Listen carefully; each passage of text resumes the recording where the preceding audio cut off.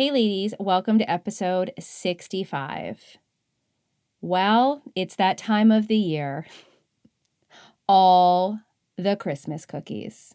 All of them. Okay, maybe they're all just in my house. You know, I understand that this time of the year can be some of the most struggling times you have for many, many reasons. I also know you may have been living your whole life believing you're addicted to sugar. But I don't believe it. Let's dive in.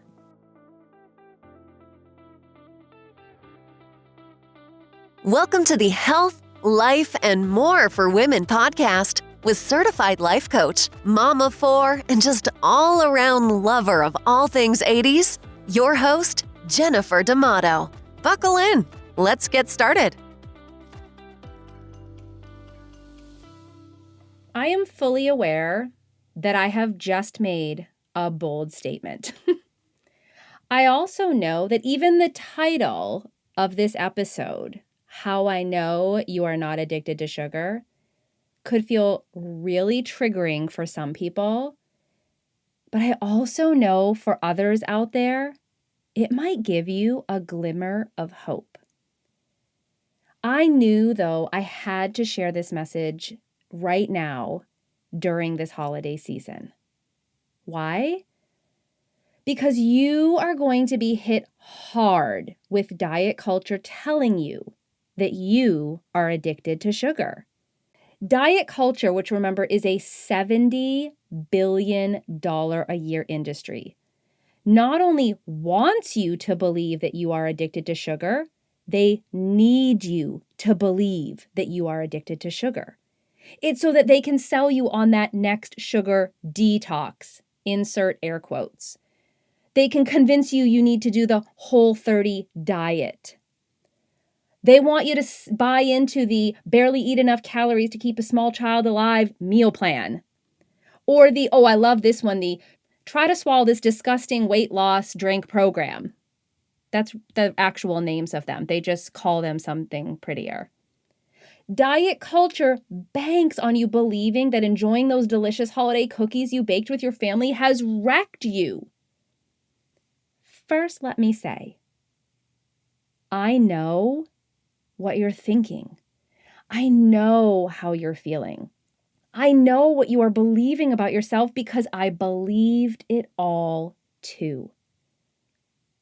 All right, I don't want to geek out on scientific studies and research literature too much, but I want to give you guys just a little taste of something to open your eyes to what I believe you've been being fed false information for so long.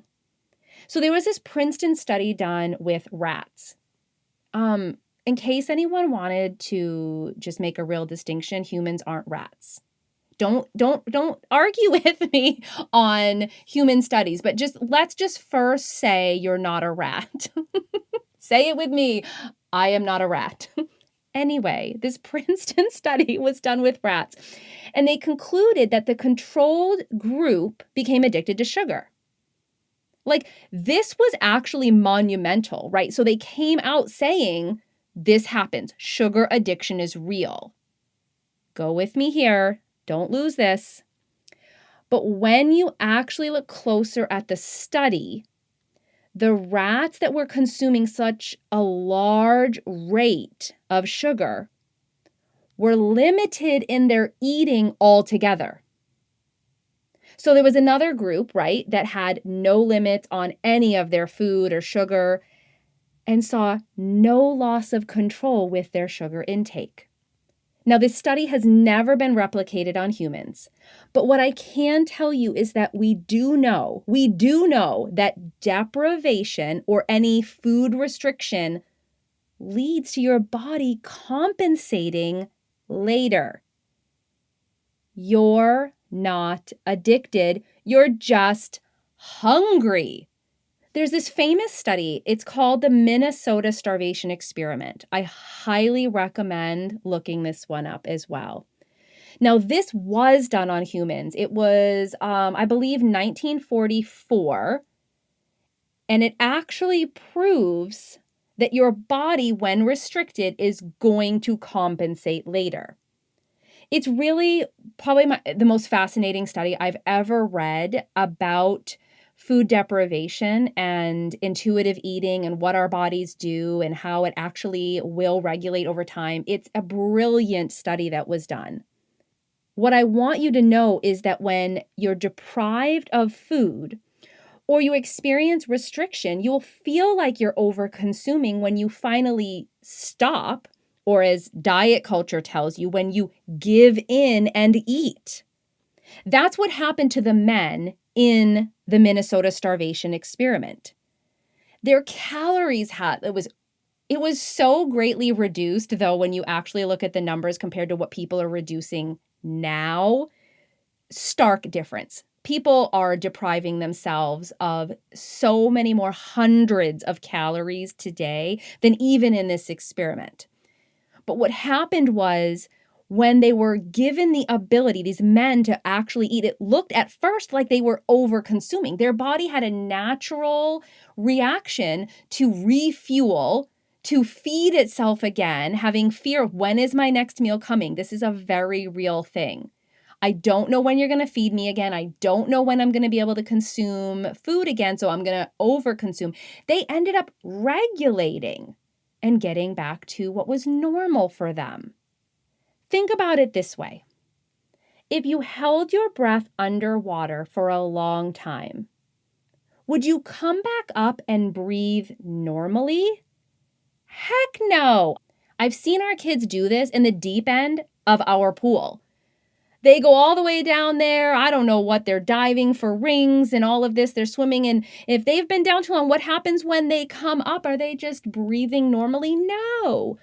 You take a big breath, maybe even gasp until you feel yourself breathing back to normal. This is the same for our most basic need of food. The problem is, for so long, you have believed that you are addicted to food, so then restrict. No Christmas cookies. And you restrict. No second helping. And restrict. I'll skip eating breakfast today. Eventually, you hit your limit. You overeat, which really is not overeating. It's your body compensating. But what happens is you believe you are addicted and you stay in this cycle. How do you break this cycle then? How do you get out of this cycle that takes you from deprivation, misery, refeeding, compensating, eating again, through deprivation, restriction, misery? How do you break it? How do you walk away from this belief that you are addicted to sugar or to food in general? Here's how. You must make peace with food. It's a must. It's part working on your thoughts and beliefs about food, identifying food rules that are not true, and putting into practice the fundamentals of intuitive eating. Now, this is where it gets tricky because you're not sure where to start or even what to do next. That is why I strongly advocate for coaching.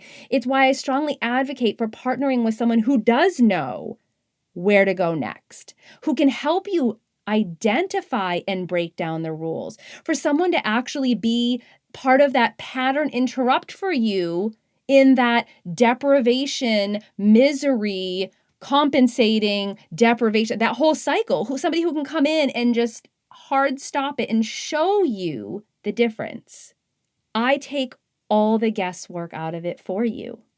As your life coach, I specialize in intuitive eating, but I also live the work. I, Jennifer, your podcast host, am a product of intuitive eating. And I can tell you with absolute certainty that living on this side is a much happier place. It's a more peaceful place. And it is definitely more fulfilling. I'm going to enjoy the Christmas cookies. I'm going to enjoy whatever is in front of me. I've used this word savor before. I've talked about savoring your food. I savor the food. I don't live in this pattern anymore. And I can tell you, I lived in it for so long. It was all I knew. I didn't even see anything wrong with it. It's so normal to live in this. How many friends do you have that say, oh, I'm addicted to sugar? Oh, I have no self-control. Oh, I just can't stop eating. How many friends can you think about right now even that share those thoughts with you? It's become a norm when in fact, it's just not true. Our bodies are amazing. Our bodies know you're depriving it. Our bodies know you're feeling stress about not having the damn cookie. Even if you say, well, Jen, I'm not acting stressed, but I'm thinking about the fact that I can't have that cookie. I'm thinking about that cookie would make me gain weight. I'm thinking about those things. Your body is experiencing stress whether you can see it or not, and it doesn't know the difference between the real stress and that imagined stress in your thoughts. Breaking this pattern, making peace with food is key. I couldn't do it alone. I didn't do it alone. If you can find a way and break that pattern, have success, like you get all the high fives from me, all of them, every single one that ever could be for eternity high fives. I couldn't. My clients don't feel less than because they reach out for help. They feel so empowered to finally say yes to themselves, to say, I'm done trying to figure it out. I'm done dieting. I'm done feeling like I'm addicted to something I'm not. I'm done feeling so stressed about food that I'm just going to have someone come in and walk alongside me. It's not a sign of weakness. It's not a sign that you can't do it. It's actually a signal that's saying, I want this so badly, I'll do whatever it takes to get there even quicker. If you have found yourself saying these words, I'm addicted to sugar, I'm addicted to food, I have no control, this is the work for you. How do I know? Because I've heard it time and time again, and I've seen the change in my own clients. I know the change in myself. So what do you do next? Well, you have two options. The first one is grab my free guide on the first steps of intuitive eating. Dive a little bit deeper into those first 4 steps I give. You can head to my website, www.healthcoach4life.com/first steps. Grab the guide, read it over, see what comes up for you. The other option is to book a consultation. How do you do that? Head to the show notes or to my website, www.healthcoach4life.com, click book a consult. Let's hop on the phone and talk about where you are, what food rules you're living by, and where you want to go. I want to talk with you about what food freedom really is and how intuitive eating can be that pattern interrupt that you have been searching for. I have limited spots right now. If you're listening to this in real time in December, I do have a few available spots for you. Grab one now so that you can start on this journey, so that you no longer have to live in this diet culture belief that you're addicted to sugar or that you're addicted to food. I hope that you can enjoy all the baked goods. Those Christmas cookies that take you right back to your mom's kitchen. I know I love that space. That you can bake with your kids and enjoy with your kids. And on top of that, I hope when you see all the advertisements, all the messaging coming at you in the coming month, telling you that you need a detox, that you need to eat clean, that you need to kick your sugar addiction, you can call it out for the lie that it is. All right, ladies, until next week.